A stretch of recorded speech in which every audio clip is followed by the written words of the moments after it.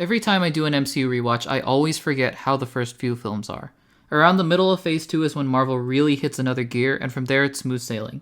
In a way, Iron Man doesn't help at all by being one of the best in the entire series, because then I head into the Incredible Hulk in good spirits, ready to have a great time. So let me be clear, I always go into films wanting to like them, whether it be on the first watch or the 3000th. So every time I sit down to watch The Incredible Hulk, I always think to myself, I know I never liked this film, and it's usually at the bottom of my MCU ranking, but maybe this time, I might like it. Guys, I tried. I really did. Hulk! Smash! Let's get into it.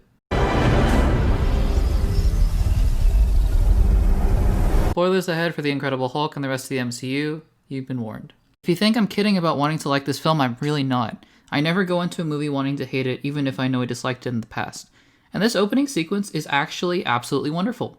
I always remembered liking the opening title sequence, and this time was no exception. Major kudos go to Marvel and Feige for skimming over the origin story. When Marvel got the rights back to Spider-Man, fans were begging them not to show the origin story again because everyone already knew it. And I think it's in large part to how successfully this film handles Hulk's origin story. While not as many people are familiar with Hulk's origin as with Spider-Man's, I think Marvel smartly realized that they could skip over it. Not only do they do so, but they do it in a rather fun, inventive way, weaving it into the credits. The amount of exposition that is shown in the first few minutes without any dialogue is actually one of the best things about this film. It lets you know immediately about Bruce's gamma experiments and how he's alienated from both his love interest Betty, as well as her father Thunderbolt Ross. It's actually really, really great. And again, I have to give major credit to Louis L. for his direction towards the beginning and the vision that he and Feige had. It was clear to me that they really wanted to explore Hulk as a kind of monster, much like a werewolf or a Frankenstein's monster.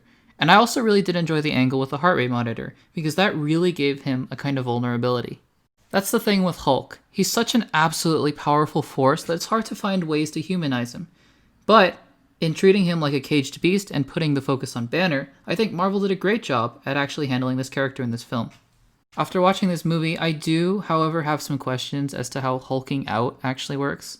These are largely unimportant questions because, again, unfortunately or fortunately, depending on how you see it, The Incredible Hulk is really pretty inconsequential to the MCU moving forward. But within this film, I have some questions. So, the heart rate monitor implies that when his pulse hits a certain number, he hulks out. I think it was 200. However, I always thought the explanation was when he got angry, he hulked out. And they kind of imply this, but not really, because here's the thing. Your heart rate going up doesn't actually mean you're necessarily angry. You could be having the time of your life playing a game of soccer, and your heart rate could be through the roof, but you wouldn't necessarily be angry. Here he goes, winding up for the shot, and... oh! Although I guess you could be pretty angry. Sterling directly to the face! Not only that, but the film actually proves this. When Bruce is running away, you can see him panting super hard at one point in the film, and this increases his heart rate because he was, well, running really hard. But that doesn't necessarily mean that he was angry. In fact, it didn't even look like he was in that moment. Again, I know this isn't really a huge deal in the movie, and if the movie wants to set up the heart rate monitor as the Hulk tracker, then I think that's totally fine. I just wondered if the filmmakers thought being angry and having a fast heart rate were the same thing, or if they just never considered being angry part of hulking out at all. Anyways, back to the film, we see Bruce have some run-ins with the military, and he hulks out once. And what I really like about the sequence was that the way he hulks out, he was always hidden in the shadows, because to me, this went along with the idea of Hulk being a monster so well. You never really see him fully, but you get a sense of just how powerful he is.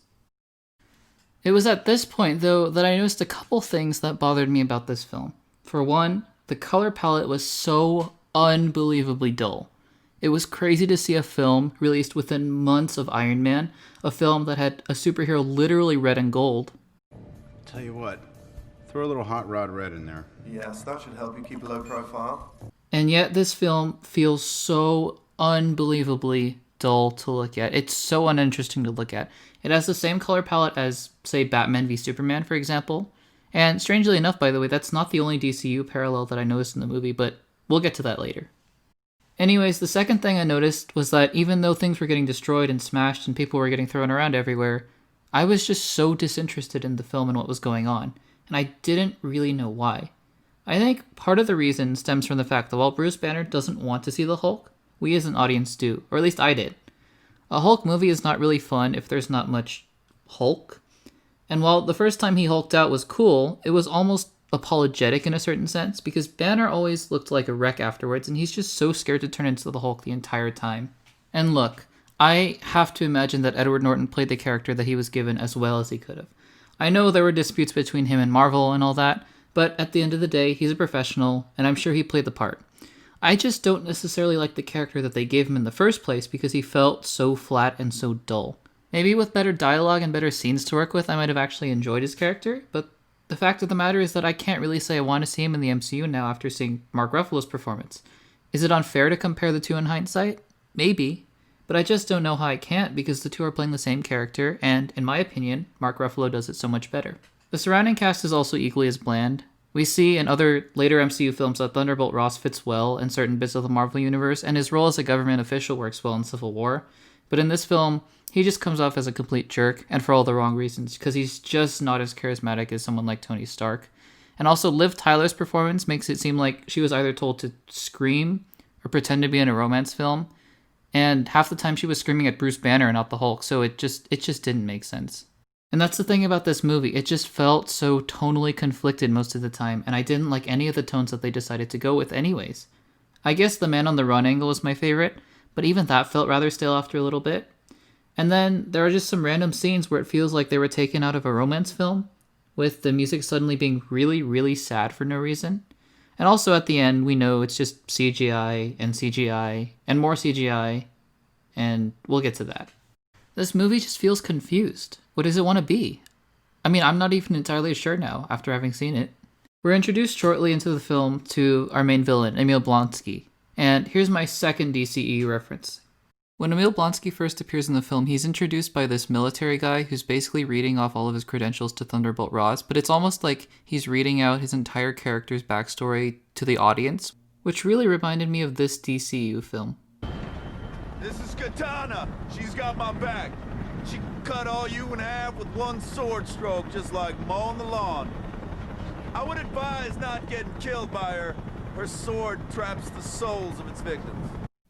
Oh, and then there's also Tim Blake Nelson, who plays Samuel Stearns. Now, look, I don't want to invoke the art, shall we say, that is Batman and Robin, but his performance as Samuel Stearns really feels like it belongs there in that film rather than this one, especially with the gritty, dark tone that the Incredible Hulk was trying to achieve. Yeah, the supporting cast really didn't help Norton that much. But on to bigger and better things, because let's talk about Hulk.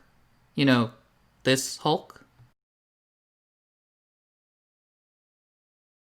No! Yeah, I just don't understand how they made Iron Man the same year as they made this Hulk film. While Iron Man CGI, dare I say, looks better than some films released in the past year, The Incredible Hulk, specifically Hulk, looks very 2008, if not worse. I just don't understand. I mean, I know in 2008 the technology was so much more limited, I get that, but there are even some subtler choices that they make that confuse me so much. Why are Hulk's eyes radioactive green? I mean, I get that it's an indicator to show when he's hulking out, but it just unsettles me so much every time I look at him. And his face just looks squashed. Oddly enough, there's a lot of old technology in this movie, which really dates the film, as Iron Man is already using futuristic monitors, while Bruce Banner spends most of the movie texting. Anyways, towards the end of the film, Blonsky makes Stearns inject him with the Hulk blood, and he turns into the Abomination, who also looks like a video game character, because did I mention that both he and Hulk look like they were taken straight out of a video game? They fight, there are absolutely no stakes because it's two CGI blobs smashing each other to bits, and then Hulk wins. The end. Oh, also Tony Stark appears at the end of the movie, and I'm not exaggerating, that was probably the most personality in this entire film. This entire, nearly 2-hour film, and the only bit of real charisma or personality came from Tony Stark in a credits scene. Guys, in the end, I don't hate The Incredible Hulk as much as it seems like I do. I think there are many, many worse films to watch if you're stuck at home, but I will tell you, especially after seeing Iron Man, this one was a tough one for me to get through. The story feels bland, and it meanders for a good bit of it. Hulk spends even a little time in a random cave for no reason. But like I said, there are worse ways to spend a couple hours. The performances are fine, the directing is fine, I think the CGI is pretty terrible, and the story can be semi-interesting at times. I'm going to give The Incredible Hulk a C- and a 6.2 out of 10. What do you think of The Incredible Hulk? Do you agree with my opinion? Maybe you enjoy it more than I did, which I really hope is the case. Leave a comment down below and let me know, and also make sure to subscribe and give this video a like. Check out the descriptions to see where else you can find me. Thanks for watching, and I'll see you in the next one.